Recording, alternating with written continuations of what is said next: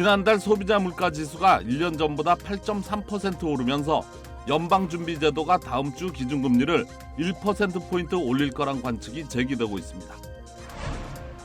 시카고 교회에서 한인으로 추정되는 40대 남성이 별거 중인 아내가 키우던 어린 자녀들을 데리고 극단적인 선택을 한 것으로 드러났습니다. 유명 래퍼가 LA의 한 식당에서 여자친구와 식사를 하던 도중 강도의 총에 맞아 숨졌습니다. 피해자의 여자친구가 소셜미디어에 식사 장소를 올린 뒤 강도들이 찾아온 것이라는 주장이 제기되고 있습니다. 오늘 오전 부에나팍의 한 초등학교에서 2살 한인 아이가 타고 있던 차량이 도난당하는 사건이 벌어졌습니다. 납치 경보가 발령된 끝에 아이의 차량을 찾았지만 용의자는 사라졌습니다. 드라마 오징어 게임이 에미상의 6개 부문을 휩쓸었습니다. 한인들도 오징어 게임의 선전에 박수를 보내고 있습니다.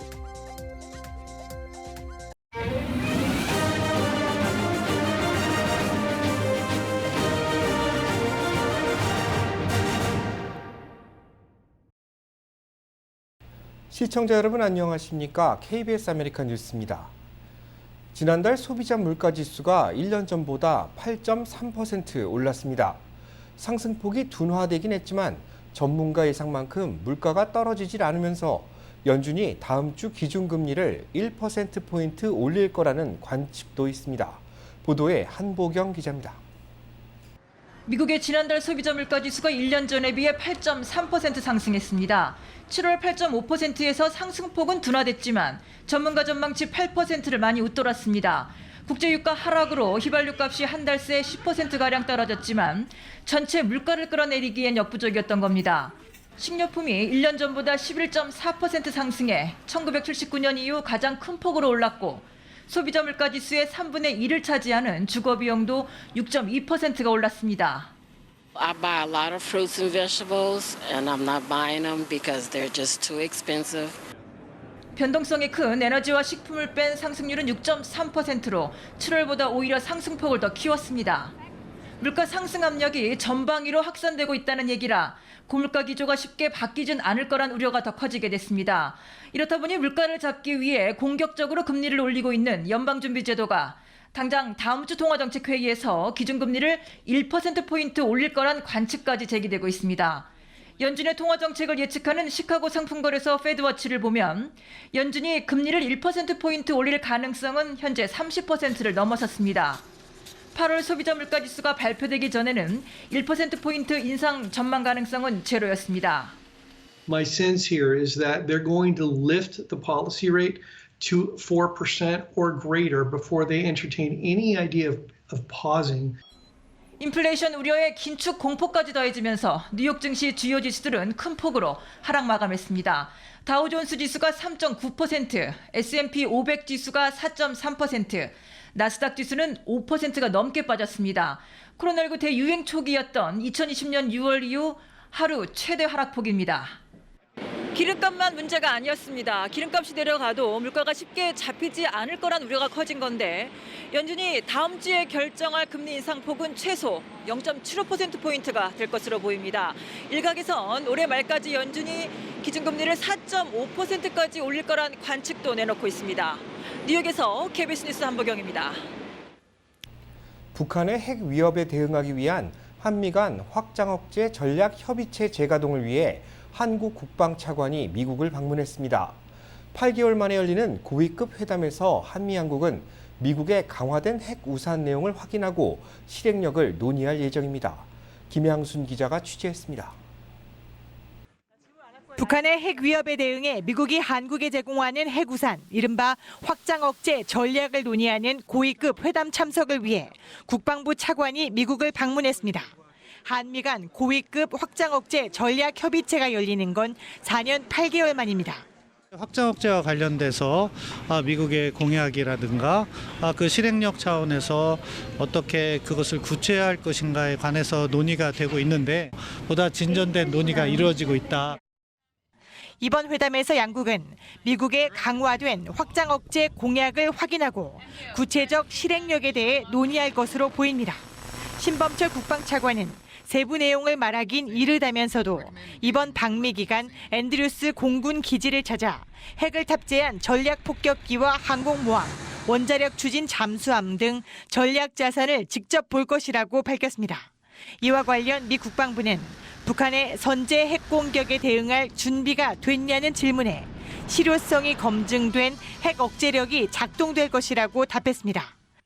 Certainly, when it comes to nuclear deterrence, we have a tried and true policy and process, which includes working very closely with our international allies.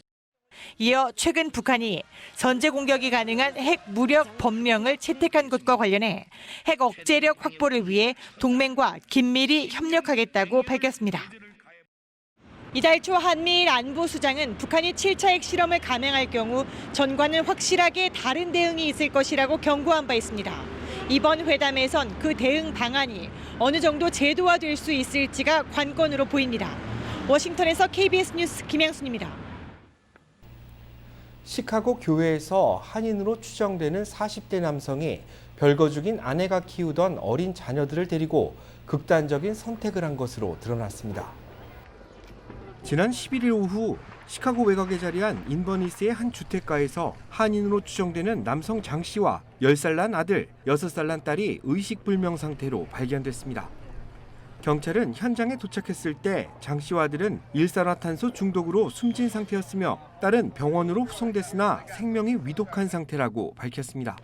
경찰은 아내와 별거 중인 장 씨가 주말에 집을 찾은 아이들과 함께 극단적인 선택을 한 것으로 보고 있습니다. 장 씨 아내는 전날까지 아이들과 통화에 문제가 없었다고 진술한 것으로 전해졌습니다. 장 씨와 아들에 대한 부검은 이미 진행됐으나 아직 정확한 사인은 나오지 않았습니다. 한편 숨진 장 씨 아내는 한국계 여성은 아닌 것으로 알려졌습니다. LA 식당에서 식사를 하던 유명 래퍼가 강도의 총에 맞아 숨졌습니다. 피해자의 여자친구가 올린 소셜미디어 사진이 화근이 됐다는 주장도 제기되고 있습니다. 박시몬 기자입니다. 셀피시라는 곡으로 유명한 힙합 아티스트 PNB 락이 대낮에 식당에서 강도에게 총격을 받고 숨졌습니다. 어제 낮 1시 15분쯤 사우스 LA 지역의 한 레스토랑에서 여자친구와 식사를 하던 PNB 락에게 한 남성이 다가와 총으로 위협하며 금품을 요구했습니다. The suspect then fired multiple rounds and then appears to remove some property. To what extent, we don't know at this time. 총격을 가한 용의자는 밖에서 대기하고 있던 차량을 타고 곧바로 도주했습니다. 총상을 입은 PNB 락은 병원으로 옮겨졌지만 숨졌습니다. PNB 락이 강도를 마주치게 된 이유는 우발적인 범행이 아니라 SNS에 위치를 태그했기 때문이라는 주장이 제기되고 있습니다. 여자친구의 SNS 게시물이 올라온 뒤 얼마 지나지 않아 강도가 침입했기 때문입니다. 지난 2020년 자택에서 숨진 래퍼 팝스모그 역시 자신의 집 주소가 담긴 사진을 게시했다가 강도들이 쏜 총에 맞았습니다. 캘리포니아 전역에서 강도 행각을 벌이던 남성이 체포됐습니다. 오클랜드 출신의 31세 남성 에릭 와츠는 지난 7일 멜로즈 애비뉴에서 일어난 2건의 강도 혐의로 경찰에 체포됐는데 조사 결과 LA에서만 6건, 북가주에서도 다수의 강도 행각을 벌인 것으로 드러났습니다. 이에 더해 와츠는 현재 집행유예 기간으로 가석방 위반 혐의까지 더해져 중형을 피할 수 없을 것으로 보입니다. 경찰은 피해 사례가 더 있을 것으로 보고 수사를 진행 중이며 피해자가 있을 경우 신고를 당부했습니다. KBS 뉴스 박시몬입니다. 워싱턴 최대 아시안 범죄 조직원 3명이 종신형을 선고받았습니다. 버지니아 동부 연방지방검찰은 지난 5월 체포돼 기소된 범죄 조직 레크리스 타이거스 조직원 22명 가운데 3명에게 종신형이 선고됐다고 밝혔습니다. 이들 3명 가운데는 버지니아 센터빌 출신 26살 한인 영유 씨가 포함되어 있습니다. 이들은 살인과 납치, 마약 밀매 등의 혐의로 기소됐는데 지난 2016년 조지 메이슨 대학에 다니던 한인 이호성 군을 살해한 혐의도 받고 있습니다. 레크리스 타이거즈 조직은 지난 2011년 버지니아 페어팩스 카운티에서 결성됐는데 한인을 포함해 베트남 등 동남아시아 출신 이민자들로 구성되어 있습니다. 연방수사국은 이들 조직원들은 길거리 마약 판매 등을 일삼는 다른 조직들과 달리 마리화나 농장을 설립하는 등 정교한 사업 모델을 통해 높은 수익을 거두고 있었다고 밝혔습니다. 부에나팍의 한 초등학교 주차장에서 2살 어린이가 타고 있던 차량이 도난당하는 사건이 벌어졌습니다. 보도에 윤범수 기자입니다. 혼잡한 등교 시간대 초등학교 주차장에서 차량 한 대가 사라졌습니다. 큰아이 등교차 학교에 온 엄마가 차에 시동을 건 채 자리를 비운 사이 누군가가 차를 몰고 달아난 것입니다. 차 안에는 동생인 2살 이한 어군이 홀로 타고 있었습니다. 은색 미니밴 차량 정보와 함께 아이의 사진이 공개됐고 납치 차량을 수배하는 앰버 알러트가 발령됐습니다.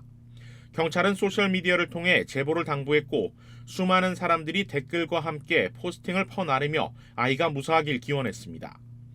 이후 사건 발생 1시간 반 만에 학교로부터 6마일 떨어진 지점에서 차량이 발견됐습니다. 소셜미디어를 본 한 행인이 차 안에 이한 군이 타고 있는 것을 발견하고 경찰에 신고했는데 다행히 아이는 무사했습니다. 안도한 많은 사람들은 납치 경보보다 빠른 소셜미디어의 파급력을 다시 한번 실감했다며 입을 모았습니다. 차를 훔친 납치범은 사라진 상태였는데 경찰은 목격자 증언을 토대로 40대 남성을 추적하고 있습니다. 이번 사건은 많은 사람들이 오가는 학교 주차장에서 벌어졌다는 점에서 충격을 주고 있습니다. 혼잡한 시간대 주차 공간이 없다 보니 많은 학부모들이 갓길에 차를 대고 시동을 걸어놓은 채 자녀를 등교시킨다는 점을 노린 범행으로 보입니다. 경찰은 자녀 등교 시에 차 안에 미취학 영유아들을 절대 두지 말 것, 차 안에 키를 놔두지 말 것을 다시 한번 강조했습니다. KBS 뉴스 윤범수입니다. 어제 열린 에미상 시상식에서 오징어 게임이 6개 부문을 휩쓸었습니다. 배우 이정재는 나무주연상, 황동혁 감독은 감독상의 주인공이 됐습니다. 이영현 기자입니다. 시상식이 시작된 지 약 2시간여 만에 기다렸던 이름이 감독상 수상자로 호명됐습니다. And the Emmy goes to 황동혁 Squid Game.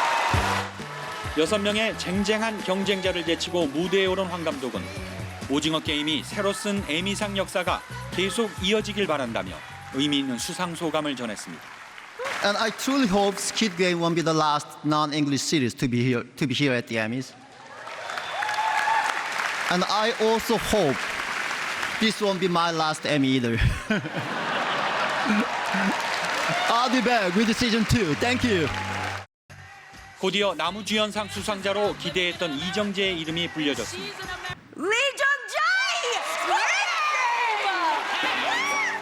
한국 배우 최초입니다. 대한민국에서 보고 계실 국민 여러분들과 친구, 가족 그리고 소중한 저희 팬들과 이 기쁨을 나누겠습니다. 특히 이번 에미상 수상으로 한국 드라마가 다시 한번 세계적으로 통할 수 있다는 자신감을 얻게 됐다고 설명했습니다. 저희가 생각한 그 이야기가 재미있다라고 생각들고 의미가 있다라고 생각되면은 세계 어느 곳에 있는 관객 여러분들도 다 이해해 주시고 다 즐거워해 주시는 걸로 지금 느끼고 있습니다. 오징어 게임이 후보에 올랐던 최고 영예의 작품상과 각본상은 석세션에 돌아갔습니다. 나무조연상과 여우조연상을 기대했던 오영수와 박혜수, 정호연은 후보에 오른 것만으로 만족해야 했습니다. 오징어 게임은 앞서 지난주 열린 크리에이티브 아츠 에미상 시상식에서 4개 부문 상을 이미 챙겨 이번에 6관왕이 됐습니다. 외신들도 비영어권 시리즈의 쾌거라며 의미를 부여하고 주요 뉴스로 보도했습니다. 오징어 게임이 받은 6개 부문의 에미상은 장벽으로 언급됐던 자막의 1인치가 이제 더 이상 넘어설 대상이 아니라는 것을 보여줬다는 점이 무엇보다 큰 수상 의미로 평가받고 있습니다. 로스앤젤레스에서 KBS 뉴스 이영현입니다. 한인들도 오징어 게임 수상 소식에 박수를 아끼지 않았습니다. 보도에 김경일 기자입니다. 대한민국에서 보고 계실 어젯밤 에미상 시상식을 지켜본 한인들은 한국 감독과 배우가 수상하는 모습에 이민 생활의 어려움을 잊을 수 있었다며 기쁨을 감추지 못했습니다. 미국에 살면서 인종차별 아닌 그런 것도 겪고 하는데 에미상에 빛나는 이정재 씨가 또 이런 걸 할 때는 가슴 한 군데 뿌듯함을 느끼고 정말 뭐라고 표현할 수가 없습니다. 한인들은 또 경제는 물론 한국 영화와 배우, K-팝 등 한국의 높아진 위상에 이민 생활에서 자신감을 얻고 있다고 입을 모았습니다. 한국인으로서 평범한 사람이지만은 열심히 살고 우리도 할 수 있다 그런 생각이 들어요. 백인사에서 우리 아시안 대표가 아니라 세계 대표로 산 거 아닙니까? 한국 사람으로서 긍지를 갖죠. 자부심도 있고. 한인들은 또 홍보와 배급 등 어려움은 있겠지만 이제 한국에서도 직접적인 대규모 투자를 해야 할 때라고 말했습니다. 한국 자본이 들어가면 그 자본의 수익금이 딱 우리한테로 오는 거니까 우리 아티스트나 투자하신 분이나 대한민국의 밸류가 더 올라가고 같이 더 윈윈 성장할 수 있는 계기가 되지 않을까 생각합니다. 동양에 지금 많이 관심을 갖고 있기 때문에 이럴 때 많이들 등장해가지고 활동을 많이 했으면 좋겠어요. 한국 컨텐츠의 사회 문화적 영향력이 커지면서 이를 기념해 LA시는 오징어 게임의 날을 지난주 제정하기도 했습니다. 한인들은 LA시 의회가 제정한 오징어 게임의 날이 생겨 기쁘지만 이해하기는 어렵다는 입장입니다. 굉장히 자극적이라고 생각했어요. 그 자체 드라마 자체가. 네.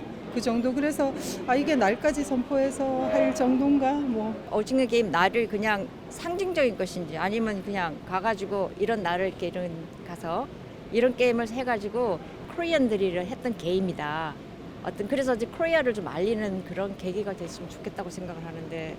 미주 지역은 물론 세계적으로 한국 문화에 대한 사회적 관심이 높아진 지금 한인들은 더욱 알차게 한국을 알릴 수 있는 기회로 발전해 나가길 기대했습니다. KBS 뉴스 김경일입니다. 국내 대학 평가 순위에서 프린스턴 대학이 하버드와 예일을 제치고 지난해에 이어 올해도 종합 1위에 올랐습니다. 지난해 종합 2위를 기록했던 컬럼비아 대학은 부정확한 자료를 제출한 것으로 드러나면서 순위가 밀렸습니다. US 뉴스 월드 앤 리포트의 연례 대학 평가 순위에서 프린스턴 대학이 종합 1위를 기록했습니다. 2위는 매사추세츠 공대 MIT가 차지했고 하버드와 예일, 스탠퍼드대는 공동 3위를 기록했습니다. 지난해 2위를 기록했던 컬럼비아 대학은 대학 측이 평가기관에 제출한 통계 자료가 부정확하다는 내용이 폭로되면서 종합 18위로 추락했습니다. 공립대학에서는 캘리포니아주 대학들이 강세를 나타냈습니다.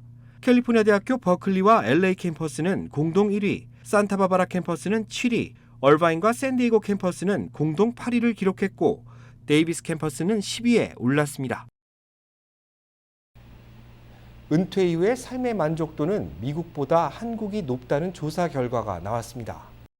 투자관리사 나티시스가 44개 나라를 대상으로 조사한 연례 세계 은퇴 지수에 따르면 한국은 은퇴 만족도가 높은 나라 17위, 미국은 18위를 각각 기록했습니다.